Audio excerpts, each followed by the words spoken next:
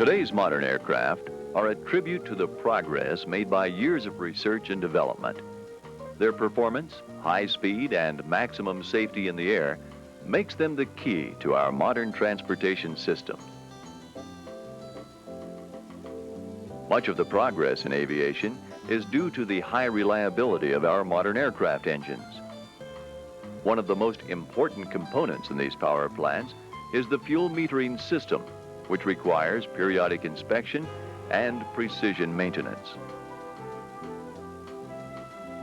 For this reason, the following two-part training series on aircraft fuel metering systems has been prepared. It is through a better understanding of these highly developed systems, your effectiveness as a professional aviation technician will be increased while improving safety in the air.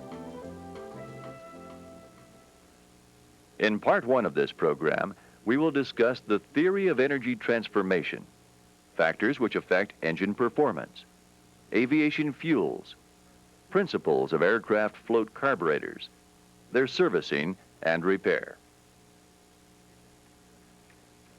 To gain a complete understanding of a fuel metering system, we must first have an insight to what energy really is and how it may be transformed into power. Knowledge of this transformation is essential to understanding the basic theory of fuel metering. So let's take a moment and go back in time, when dense vegetation and huge inland seas supported vast animal and marine life on our planet. In the beginning, our energy originated from the sun in the form of light and heat, which reached the earth and was absorbed by animals and plant life.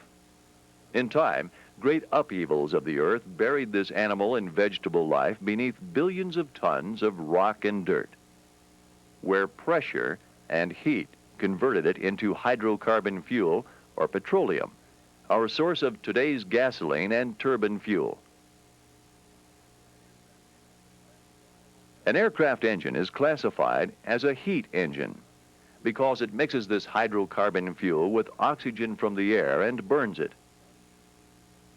This combustion releases heat energy from the fuel, changing it into mechanical energy needed to turn the propeller.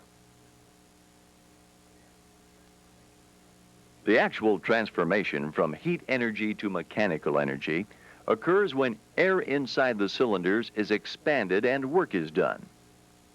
And if we know the amount of work done in a given period of time, we can determine the amount of power contained in the fuel.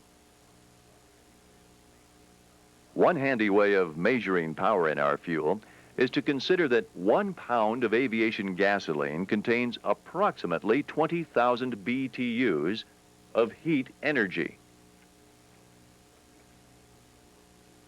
Each BTU will produce 778 foot-pounds of work, and it takes 33,000 foot-pounds of work done in 1 minute to produce 1 horsepower.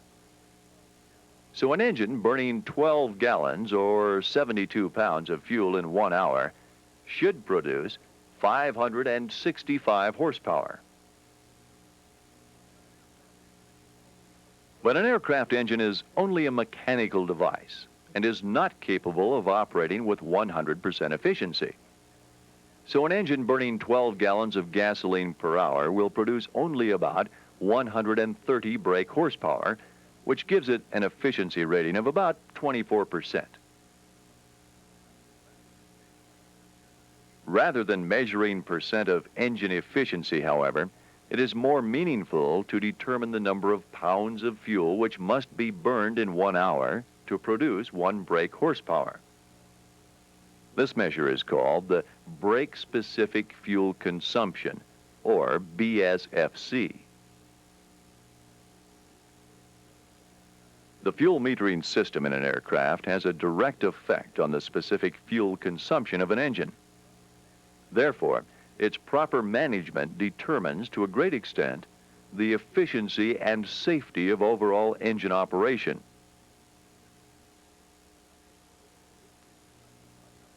For this reason, a number of aircraft instruments are used to monitor engine behavior in flight.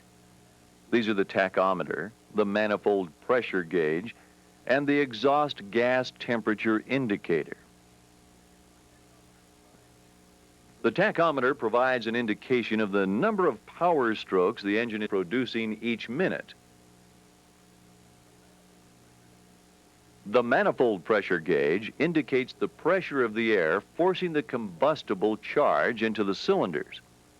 And while this is not a direct measurement of air density, it still relates to some degree to the density of the air entering the cylinders.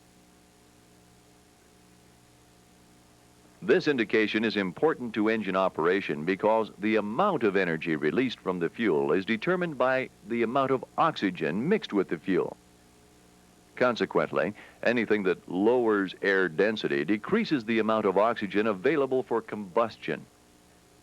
For example, when air is heated, or as the airplane gains altitude, the density of the air fed into the engine is lowered. Another factor which lowers air density is high humidity, because water vapor displaces some of the heavier nitrogen and oxygen molecules. In either case, some of the power lost by this decrease in air density may be regained simply by using a supercharger to compress the air before it enters the engine. While turbochargers cause a slight power loss from back pressures created from the turbine, this is more than made up by the power gained, with more dense air being fed into the cylinders for combustion. At this point, we can see the importance of air pressure as it enters the cylinder and the compression ratio of the engine, as both determine the final pressure within the cylinder after the mixture is ignited. The higher this pressure is, the more efficient the engine will operate, and thus the more power it can develop for the amount of fuel burned. The only limit to power development, however, comes from the fuel. Here, when the critical pressure and temperature of fuel is reached, the fuel will release its remaining energy instantaneously, exploding, rather than burning evenly. This explosion is called detonation, which produces extreme pressures and heat within the engine so fast that it takes only a few seconds to bend connecting rods or burn holes in the pistons, or to blow the head completely off of a cylinder barrel. This condition may be prevented by maintaining the proper relationship between the manifold pressure and the RPM, and by using a fuel-air mixture that is rich enough to provide a slight excess of fuel to cool the cylinder heads. It is also extremely important that only the proper fuel be used, as different grades of aviation gasoline have different detonation characteristics. Now, for this reason, let's take a moment to review aviation fuels and how they are formulated for optimum engine operation. Aviation gasoline is a special blend of hydrocarbon fuel that contains additives to inhibit corrosion, improve storage capability, increase resistance to detonation, and a dye added to the fuel to identify its anti-detonation rating. In general aviation, there are 3 grades of aviation gasoline available. The difference in these fuels is primarily the amount of the additive tetraethyl lead, which is used to suppress detonation. Grade 80 has a maximum of 1/2 milliliter of TEL per gallon and is dyed red. This fuel is used for engines with low compression ratios and low power. Grade 100 fuel is dyed green, with as much as 4.6 milliliters of TEL per gallon added for use in higher powered engines. A compromise fuel with the same anti-detonation rating as the grade 100, but with only 2 milliliters of TEL per gallon, is called low lead 100 and is dyed blue. The Federal Aviation Administration specifies the lowest grade of fuel approved for the engine. And because of the danger of detonation, this restriction must be observed. Never use fuel with a lower rating than that approved for the engine. The anti-detonation rating or octane number of a fuel is increased by the use of more tetraethyl lead. If a fuel is used with a higher octane rating than approved for the engine, there is a possibility that the extra lead will foul the spark plugs. Another additive in aviation fuels is ethylene dibromide. It is used to help scavenge lead deposits left from TEL. This converts lead oxides into volatile lead bromides that are scavenged with exhaust gases. Besides the octane rating of aviation gasoline, there is another factor that must be taken into consideration. This is the vapor pressure, or the pressure of the air above the fuel that is needed to hold the vapors in liquid form, or to keep it from boiling off. For example, if the vapor pressure of the fuel is 13 pounds per square inch, the outside air pressure will be less than the vapor pressure of the fuel by the time the airplane reaches 4,000 feet of altitude, causing the fuel to actually boil in the tanks and lines, creating a vapor lock.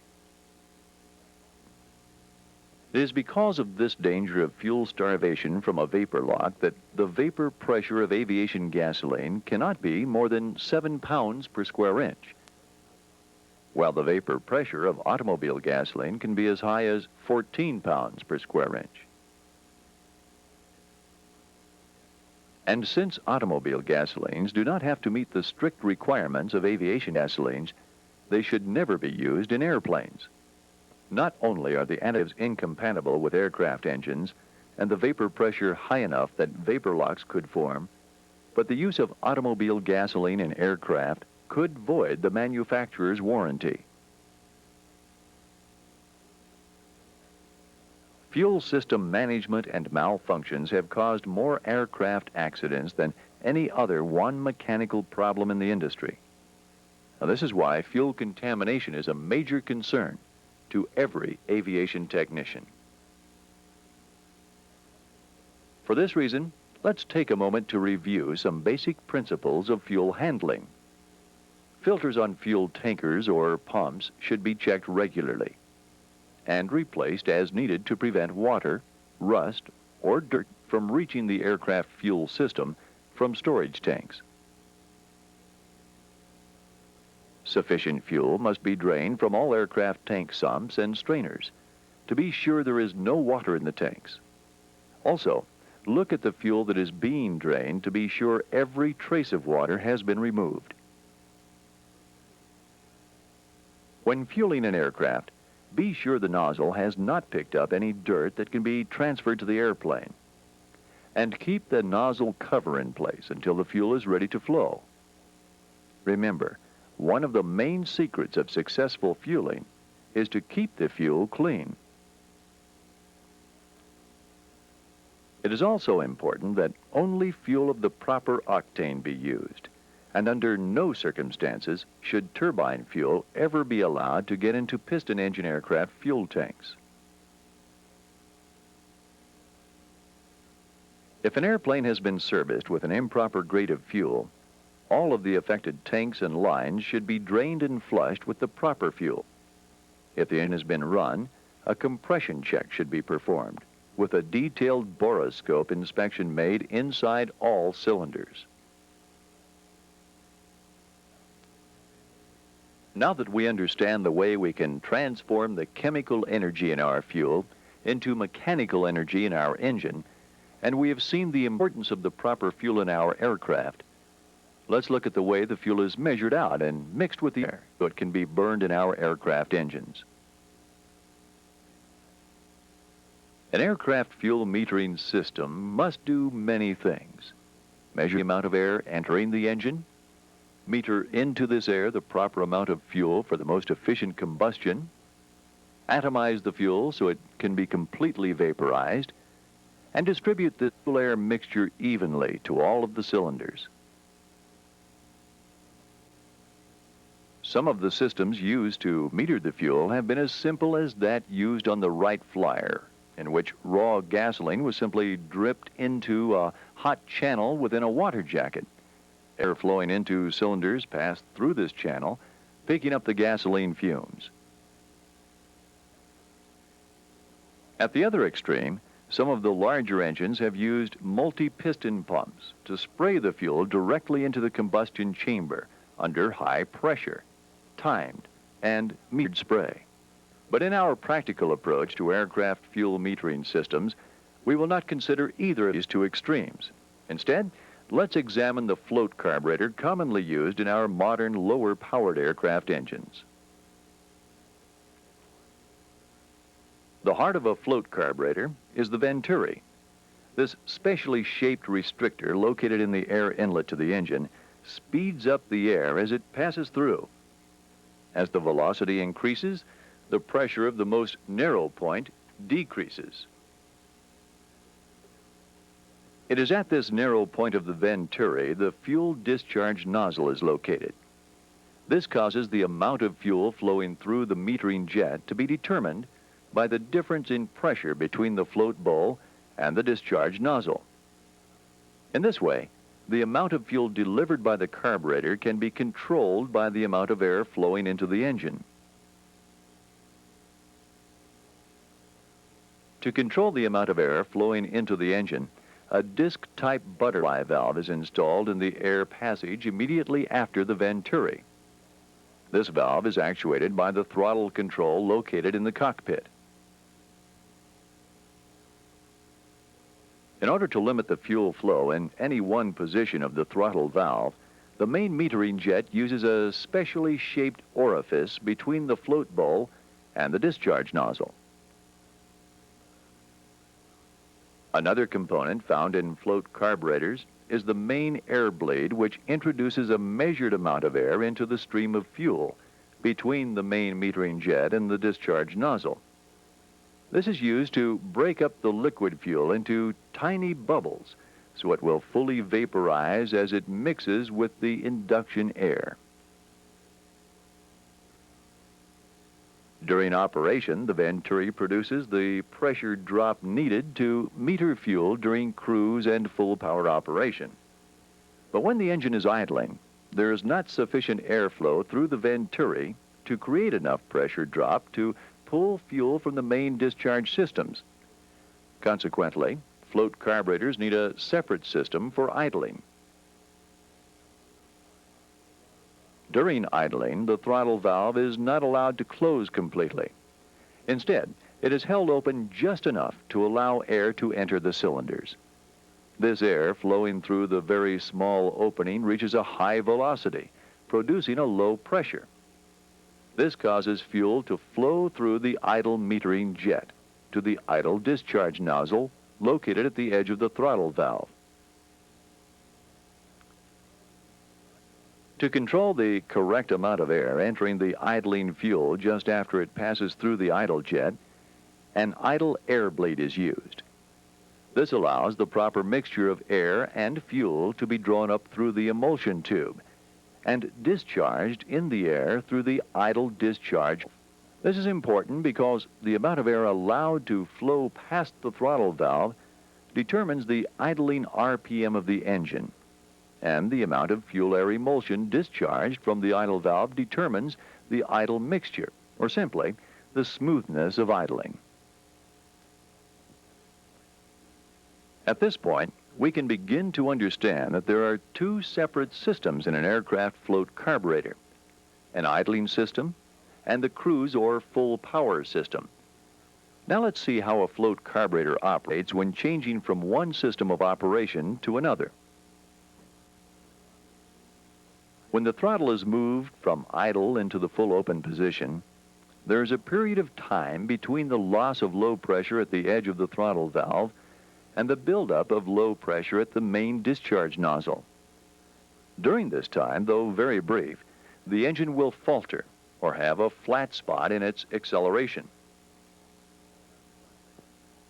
Consequently, almost all aircraft carburetors have a system for acceleration. This system provides a momentary enrichment of the mixture as the throttle is opened. In a simple float carburetor, this is usually a small piston pump operated by the throttle. The operation of this pump is easy to understand. When the engine is idling, the piston is at the top of its stroke, and the acceleration chamber is full of fuel. As the throttle is opened, this piston moves down to force fuel through the accelerator nozzle out into the airstream. A spring on the piston shaft compresses as the throttle is opened and continues to force fuel out after the throttle has stopped moving. Now, this provides a sustained discharge of fuel, lasting long enough for the engine to reach sufficient speed for the main metering system to operate. Now let's take a look at how an aircraft engine develops power. The power of an aircraft engine is determined by the number of pounds of fuel and air that are burned in its cylinders. And as the airplane goes up in altitude, the number of pounds of air taken into the engine in a given time decreases. And if the fuel flow remains the same, the mixture will become so rich that the engine will lose power. To prevent this power loss, all aircraft carburetors are equipped with a mixture control, which allows the pilot to decrease the amount of fuel flowing to the cylinders without affecting the airflow. This is often accomplished by placing a valve between the float bowl and the main metering jet, so that under any conditions except full rich, the metering can be manually adjusted by the mixture control in the cockpit. To stop the engine, this mixture control is usually pulled into the cutoff position, shutting off all of the fuel to the engine. Some helicopters, whose fuel mixture management is exceptionally critical, use automatic mixture controls in which evacuated bellows sense the density of the air entering the engine and automatically adjust the mixture to maintain a ratio that will produce required power. The lightweight construction of a modern aircraft engine limits the amount of heat it can tolerate in its cylinders, and too much heat will be released at full power if the mixture ratio is not enriched. To lower the temperature of the cylinder heads, the mixture is enriched at full power. This additional fuel decreases the power slightly, but most important, it absorbs heat that would otherwise damage the engine. In order to provide additional fuel for full throttle operation, an enrichment system is employed on modern float carburetors. This is accomplished on this carburetor by restricting the main air bleed with a tapered needle valve moved by the throttle linkage. When the throttle is opened wide, the air bleed is restricted, and more fuel is pulled through the main metering jet. Understanding the many principles of float carburetor operation allows us to intelligently service them and ensure efficient operation. Carburetors, as with any other component of a modern airplane, have been carefully engineered for performance and tailored to the engine they fit. When servicing them, it is most important that the manufacturer's recommendations be followed in detail, using only approved replacement parts specified in the service manuals. When diagnosing engine problems, be sure to consider all the other possible causes before blaming the carburetor. For example, be sure the ignition system is working properly, the propeller governor is correctly set, and the muffler is in good condition and is not causing any unusual back pressure. Check to be sure the tachometer is accurate, giving a true indication of power produced. The air filter must be clean and properly installed so that it prevents dirt from being ingested into the engine around its edges. Also, the carburetor heat box must have no leaks, and the valve should have full travel so it does not allow warm air to enter the carburetor when in the cold position. The main fuel strainer must be clean, and there must be no water in the sediment bowl. And the carburetor strainer must be clean so there will be no obstruction to the flow of fuel. The throttle cable must be properly attached, with both full open and full closed stops reached on the carburetor before they are reached by the throttle control in the cockpit. The mixture control must be properly connected and its full, rich, and idle cutoff stops reached before the control in the cockpit reaches its limits. If after checking these items and logical troubleshooting still indicates the carburetor is the source of trouble, remove it from the engine. Then take the carburetor to a clean work area where it can be disassembled to the extent necessary, thoroughly cleaned and inspected, installing the required new parts. Before disassembling the carburetor, be sure that you have the latest service information and have studied it thoroughly. You will need all the proper replacement parts and any special tools required for their installation. If a repair kit is to be installed, thoroughly clean the disassembled carburetor and examine all of the passages with a light and magnifying glass. Install all of the new parts, adjusting them in strict accordance with the manufacturer's latest service information. And when reassembly is completed and all of the required safeties are properly made, the carburetor may be reinstalled on the engine using a new gasket. Connect and adjust all of the controls and check them for proper travel. And after the fuel line is attached, fill the carburetor with fuel to check for any indication of leakage. When the installation is complete, start the engine and warm it up. Adjust the idling by first setting the RPM. Then adjust the idle discharge valve until the engine runs smoothest. Clean out the engine by running it at a speed above cruise for a few seconds and return it to idle. Check the idle mixture by slowly pulling the mixture control into the idle cutoff position. If the mixture is properly adjusted, the engine will gain a few RPMs just before it dies completely. Place the mixture control back into full rich position and check the engine for proper static RPM and manifold pressure. This must be within the tolerance specified by the aircraft manufacturer, and there should be no hesitation when the throttle is advanced from idle to cruise RPM, either slowly or rapidly. After you are sure the engine is performing as it should, make a final inspection of the installation, checking carefully for any indications of fuel leakage or missing safeties. And as always, the final part of any aircraft maintenance is an entry of the work performed in the aircraft maintenance records. This is not only required, but a real aid to anyone performing subsequent maintenance on the engine. They will know what has been done and can take this into consideration in their troubleshooting. This concludes Part 1.